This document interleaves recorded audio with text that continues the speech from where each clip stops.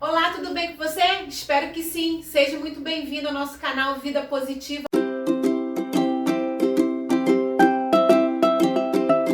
Gente, e mais uma vez, como eu falei para vocês, nós íamos trazer convidados especiais. E hoje, depois de muito tempo, sabe? Porque ela é muito difícil. Eu consegui trazer a minha irmã. Foi a pessoa que cuidou de mim durante quando eu descobri o HIV. Eu trouxe meu irmão. Se vocês quiserem saber, procura lá no canal, você vai ver o vídeo com meu irmão. E hoje eu trouxe a minha irmã, a Andresa. Fala aí. A Andresa, ela vai compartilhar, nós vamos compartilhar, irmã, como que foi a nossa trajetória em 98.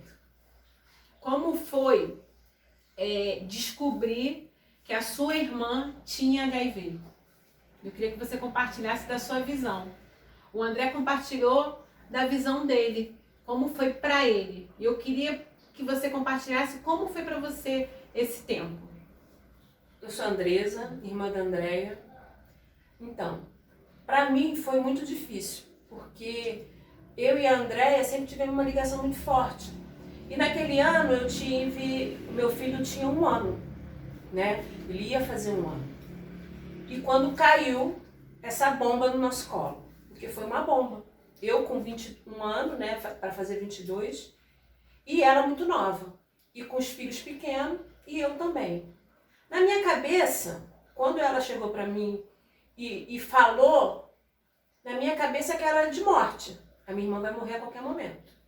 Era isso que eu pensava em todos os momentos. Então, assim, quando ela tinha um resfriado, quando ela tinha qualquer doença, eu falava pro meu esposo, ela vai morrer. Porque assim, qualquer coisa virava uma bola de... um negocinho desse tamanho. Era uma doença, né? E eu falava, e os meus sobrinhos? O que vai acontecer? Né? Era o maior medo da gente. Era o maior medo. Era a morte. Eu falo que a gente não recebe, eu até fiz um vídeo sobre isso, a gente não recebe um atestado, não recebe um HIV positivo. A gente recebe atestado de morte. Isso. Porque é exatamente isso, vou morrer. Até que, porque naquela época, quando a gente soube do HIV, era uma doença muito nova. Isso. Como hoje, né, o corona, como o Covid, muito nova, a gente não sabia como lidar. Tive que tomar logo a medicação, logo o coquetel. As reações também eram muito fortes, passava muito mal. E as doenças oportunistas naquela época eram mais difíceis, né, Andressa? Quantas vezes eu ficava internada? E sem saber se voltava, né? A ideia, quando eu entrava no hospital, será que eu consigo sair daqui? Então, e aí o tempo foi passando. Eu lembro que o André até compartilhou sobre isso, que o médico, o André foi no médico, o médico falou que eu tinha que fazer o 2º teste, o Júnior não sabia ainda. E a gente na porta da posse, esperando. Mas antes, quando o André chegou dizendo que eu tinha que fazer o 2º teste, a gente se reuniu, eu, você e ele, lembra disso? E a gente falou, caraca, cara, o que nós vamos fazer? O que nós vamos fazer? Aí o André falava, não é nada não. Como sempre, né? Não é nada não, vai ser... Ele só mandou você ir lá. Mas eu já sabia, eu falei, cara, se mandou fazer a 2ª amostra porque deu muito ruim. E a gente ali se reuniu, nós 3 juntos, para poder tomar a decisão do que nós íamos fazer a partir dali. Decidimos que nós não íamos contar para minha mãe. Aquela decisão foi tomada ali. Decidimos também que a gente precisa contar para o Júnior. E a partir dali, fiz o teste, fui para o hospital. Quando cheguei lá, conta como foi aquela reação da posse para você. Para mim, abriu um buraco e eu entrei. Primeiro momento. Até porque eu jovem ainda, eu não tinha noção do que estaria por vir, né? Porque a gente não sabe o que nos espera. Porque a doença era muito grave. E então, eu falava, meu Deus, o que vai acontecer agora? O meu desespero era esse. Eu vou perder minha irmã. E na minha cabeça só vinha isso no primeiro momento. Eu vim da posse para casa pensando, eu olhava para o céu e falava, meu Deus, o que vai acontecer agora? A gente não tinha noção do que viria. Do dia seguinte. Do dia seguinte. Eu lembro que o Júnior nos acolheu. Lembra disso? Primeiro que a gente não contava que ele ia. Só estava combinado de nós três. E quando para surpresa nossa, ele estava ali, foi o que acolheu a gente, muito novinho, com 22 anos, acolheu, era o único centrado. A gente desesperado. No meio daquele desespero, daquela turbulência toda, ele, né, nos acalmou e nós começamos um dia de cada vez. Mas o que eu queria é que você contasse um pouquinho. Eu lembro que eu perdi 3 bebês. Eu acho que das internações que eu tive, eu acho que essas 2 internações, a primeira internação foi que eu perdi os gêmeos. Eu acho que essa internação, eu acho que foi a mais grave de todas as internações, né? Porque uma gravidez tubária, uma pessoa com AIDS, toda ruim, toda debilitada, já estava muito debilitada, o coquetel ainda estava naquele de adaptação mesmo, de muito efeito colateral. De repente eu engravido a contragosto de todos. Sim, porque a gente sabia que era um risco. Eu lembro que a médica queria estressada. A gente sabia que era um risco e que não podia, você não podia ter mais nada. A gente, né, a nossa preocupação, e eu como irmã, eu sempre falava, Andréia, se cuida, tá tomando remédio, porque eu, como mais nova, mas eu tinha um controle, porque e de falar, você não pode ficar na rua, você não pode pegar friagem, porque eu sabia que era muito triste, que todas as vezes que você estava lá, o sofrimento era muito grande, não só para você, mas como para a gente, irmãos, que estavam passando por aquilo e ainda tinha que esconder da minha mãe. Que, não, era só uma doença, mas que na verdade não era só uma doença, né? Então isso me consumia. E eu, para falar também, uma pessoa que me ajudou muito foi o Emerson. Sim. Porque ele era uma pessoa, era meu companheiro que eu podia chorar. Desaguar. Ele que me segurava quando estava muito ruim. Eu lembro que o André falou no vídeo, e eu nem sabia, que ele ficou com depressão. Depois que passou o susto, porque passa o susto, e aí que você vai cair em si, né? Meu Deus, e agora? Porque primeiro é um susto. Você tinha o Emerson. O André não tinha ninguém. Pra desabafar, né? Pra falar. O Júnior, coitado, também não tinha ninguém, porque tinha que me acolher. Era uma situação muito difícil. E eu lembro que depois dessa situação do hospital, que eu volto, eu perdi 8 quilos, lembra? Muito debilitada, tive hemorragia interna, porque a trompa rompeu. E a partir dali, eu acho que os cuidados começaram a aumentar. Tipo assim, meu Deus, agora aceitar. Eu preciso aceitar que eu preciso me cuidar de ter uma vida diferente. Então, eu acho que foi a partir dali, né, que a gente começou a ter essa noção de cuidado, de dormir bem, de evitar perder noites de sono. Eu sempre falo isso para as pessoas, que às vezes a pessoa acha, todo mundo tem que ter uma vida saudável, né? Não é só para quem tem AIDS, todo mundo tem que ter uma vida saudável. Mas a gente requer um cuidado a mais. Porque uma doença, se você tiver com a carga viral altíssima e tiver com a imunidade baixa, uma doença pode virar um gigante pra gente. A nossa preocupação era sempre se a carga viral estava, né, indetectável. E assim, e durante anos não ficou. E um momento para mim que foi muito difícil, foi a mudança dos coquetéis. Jesus, nem fala.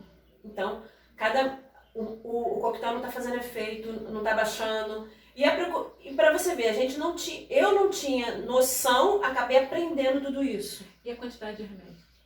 Aí eu morava longe e ninguém podia buscar o remédio. Andresa, você precisa buscar meu remédio. Ninguém sabia? Eu saía da Pavuna indo pra Posse pra buscar e chegava lá e realmente tinha um preconceito. Porque as pessoas me olhavam como se falasse, caramba, essa menina nova tá fazendo o que aqui? Pegando aquele monte de remédio. E nessas mudanças de remédio, teve uma vez que o médico falou, se você não se der com esse coquetel, vai dar ruim, porque você já tomou todos. Exatamente. Então, Isso aí, eu estava até conversando com a Fernanda, que a gente fez já 2 vídeos, a gente fala sobre isso. Você tem que dar certo. Não pode dar errado. Não pode dar errado. Porque já tinha trocado várias vezes o coquetel e não estava fazendo efeito. E naquele momento era o último. Era o último. Eu já tô com esse coquetel há 12 anos, né? Foi quando deu ruim da última vez e que a gente acha que tudo vai ser diferente, né? Tomar um remédio novo, uma medicação mais leve, uma medicação que tenha menos efeitos colaterais, só que não, né? Só que não. Os efeitos colaterais vieram de forma terrível, vomitava a madrugada inteira, não conseguia dormir. Hoje a gente ainda sofre ainda com as consequências desse monte de remédio, que são as dores no corpo, a coluna muito ruim, o fígado com hepatite. Então, assim, vendo tudo isso, o medo da morte, eu acho que é pior do que o medo da doença, né? Porque você não... Infelizmente, a gente não tinha esperança. Pelo menos pra mim, eu falava, a minha irmã vai morrer. Eu não tenho certeza se ano que vem minha irmã vai estar aqui. Entendeu? Isso me consumia. Isso me deixava mal. Porque eu falava pro Emerson, hoje ela está aqui, amanhã ela pode não estar. Então, o que me deixava mais acabada era essa incerteza. A falta de esperança. A falta de esperança. Que eu nunca imaginei que já se passasse 20 anos e estaria aqui. Né? Eu falo porque que eu achei que não ia chegar aos 40. Já estou nos 49 e já estou no lucro. Porque era exatamente isso. O HIV, ele me roubou durante muito tempo, durante muitos anos, os sonhos. Não vou estudar porque eu vou morrer. Não vou viajar porque eu vou morrer. E aí você acaba vivendo uma vida medíocre, na média, porque você fica naquela esperança de que vai morrer. Uma hora vai chegar. Até que um dia eu tive um pastor que eu compartilhei, ele é psicólogo, né? E eu compartilhei essa essa falta de esperança. Ele falou, Andréia, eu posso morrer. Tu pode sair agora ali, o carro te atropelar e tu morrer. Pode ter uma bala perdida. E aí eu caí e falei, caraca, é verdade, por que eu não me programo para fazer uma viagem? Por que eu não me programo para estudar? Por conta disso. Então é importante a gente falar sobre isso. É importante a gente falar do apoio, da rede de apoio. O André falou uma coisa muito interessante no vídeo que nós fizemos, da rede de apoio da família. Porque se não fosse vocês me ajudarem com essa situação, nesse tempo, eu não sei o que seria de mim.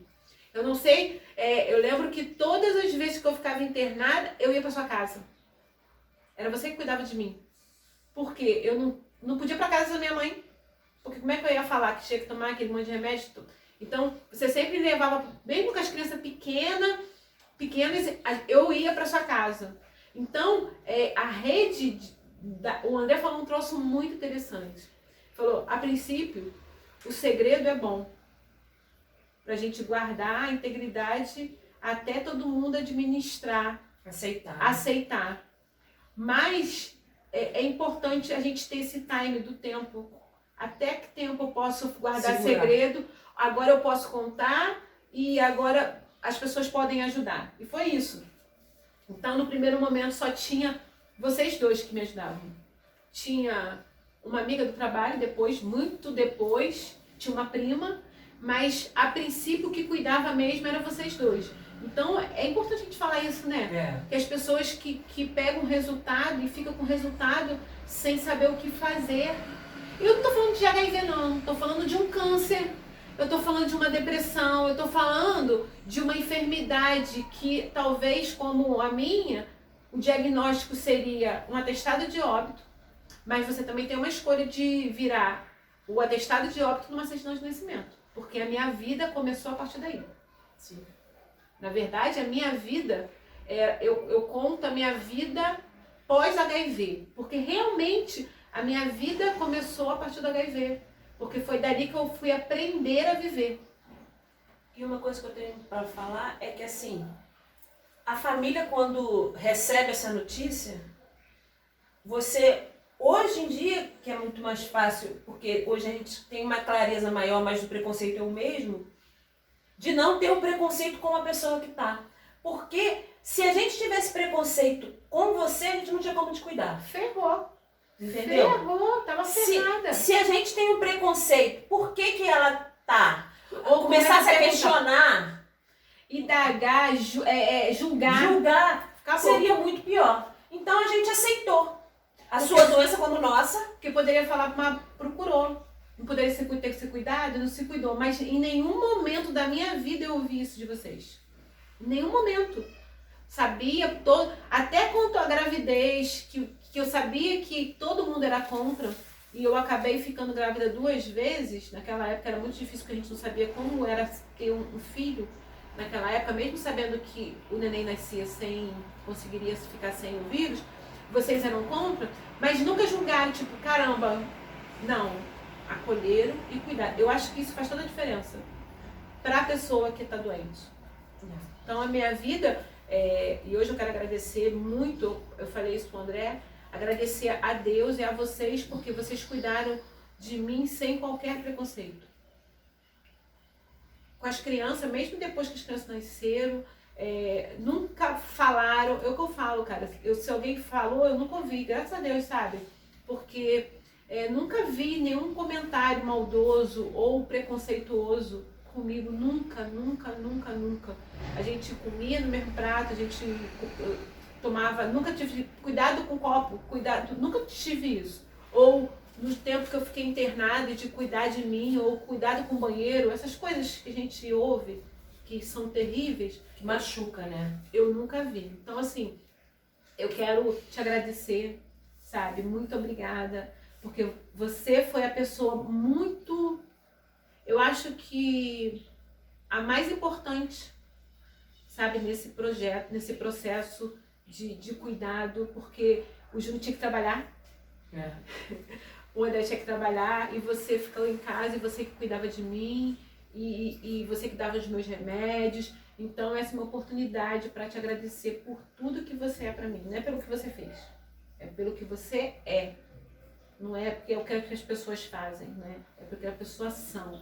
Então eu te amo, muito obrigada por tudo, pela generosidade, pelo tempo que você investiu na minha vida. Sabe? Porque eu sei que foi tempos duros, de dores, e você nunca compartilhou sua dor com a gente. Você firme e forte ali, cuidando, passando por tudo isso que você compartilhou, que eu tô sabendo agora, tá, gente? Eu tô sabendo igual você tá sabendo. Então, das dores que ela teve.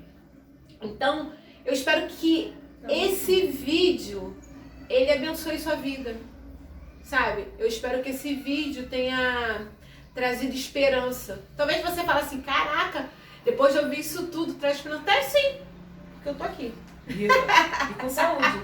E com saúde, sabe? Depois de 22 anos de ter uma experiência com HIV, como eu falei, a minha vida começou a partir dali. Depois que eu encontrei Jesus na minha vida, depois que eu descobri quem eu sou em Cristo, mudou a minha história. Porque eu não aceito nada menos do que Deus diz quem eu sou. Então, a família é parte disso, né? A minha família é parte disso. Então, eu quero que você compartilhe esse vídeo. Compartilhe com alguém que precise ouvir uma palavra de esperança. Esse canal é para isso. Então, dá uma olhadinha nos outros vídeos que tem lá. Nós estamos sempre trazendo uma pessoa convidada para falar sobre vários assuntos. Então eu queria muito que você compartilhasse, desse seu like. Irmã, eu queria que você deixasse uma mensagem para as pessoas que passam com dificuldade com outras pessoas, com enfermidades, com qualquer tipo de problema. Porque essa rede de apoio familiar, ela faz toda a diferença. Eu queria que você deixasse uma mensagem para as pessoas que estão nos assistindo. Então, eu acho que quando você primeiro, para você acolher, você tem que estar bem consigo mesmo. E o apoio que vem da gente, independente de qual doença for, de um câncer, de uma doença mais grave, do sífilis, né, que a gente é uma doença tão difícil quanto, é que você apoie o doente. Independente de como ele tenha pego, como você mesmo falou, a doença, não julgar. Isso faz toda a diferença. Entendeu? Porque hoje é muito mais fácil para aceitar, porque as informações estão aí. E a gente vê que não era, o bicho de cabeça não era tão grande como a gente imaginava, que hoje está mais fácil. Então eu acho que vocês têm que acolher e apoiar. Eu acho que o apoio e a fé em Deus que uma hora vai passar. É o momento. Entendeu? É isso que eu tenho para falar para vocês. E assim, o momento de estar em família, ser acolhido faz toda a diferença, fez toda a diferença na minha vida. Isso, eu acho que dar força, tipo assim, cara, eu tenho uma equipe comigo, eu tenho, sabe, eu não tô sozinha nisso. Eu não estou sozinha. Apesar de não poder abrir minha vida para os meus amigos, para ter mais gente com rede de apoio, eu tive vocês que supriu todas as minhas necessidades. Isso é importante falar. Talvez se você é um, mas que faz uma grande diferença. Né? Talvez só tenha mãe, só tenha o pai. E o que você falou é muito interessante de falar que você precisa saber você estar bem. Às vezes, você não está bem, mas tem o apoio do outro, né? Como tinha no Emerson. No meu caso foi o Emerson, que sempre me apoiou e sempre me dava força. Isso vai passar. Ou só de me acolher no choro, na noite sem dormir, entendeu? De me segurar e falar, você tá aí ajudando, isso vai passar. Então ele era o meu apoio. Você me tinha como apoio, mas eu tinha ele como meu. Tá vendo como é que estar junto em família faz toda a diferença? Sim. Verdade. Então, que você talvez esteja passando por uma dificuldade, esteja com alguém necessitando do seu apoio. E talvez você pense assim, caramba, eu não faço diferença nenhuma. Você que pensa. Você faz toda a diferença para aquele que está precisando do apoio. Então, aproveitem o vídeo, compartilha, vai lá no canal, se inscreva e deixe o seu comentário. Até o próximo.